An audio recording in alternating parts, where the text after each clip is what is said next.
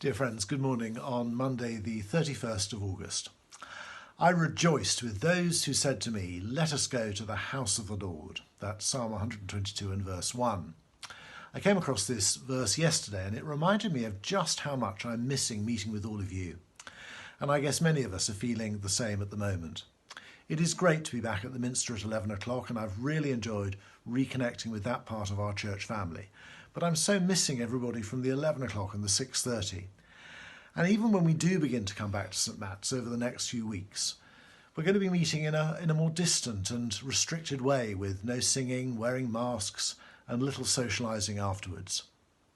I'm also looking forward to the two small groups that I'm part of starting to meet again in September. But I'm so sad that we're going to be meeting on Zoom still. I long to be with people again. Psalm 122 was written by a pilgrim who was longing to be with God's people in Jerusalem and worshipping in the temple. In fact, it was probably one of the psalms that the pilgrims sang as they made their way to Jerusalem for the annual festivals that took place in the temple. But he's not there yet. He imagines with longing what reaching the holy city is going to be like. "Our feet are standing in your gates, O Jerusalem," he says. He's in a similar position to us, longing to be back with God's people, but not there yet. This longing to be back together again in church and in our small groups is actually an echo of a much deeper longing of our hearts that can be masked when we are meeting each other regularly. The reason that we long to be with each other, listening to God's word and responding in prayer and praise, is because this is what we're destined for. Worshipping in the house of the Lord in heaven is our true destiny.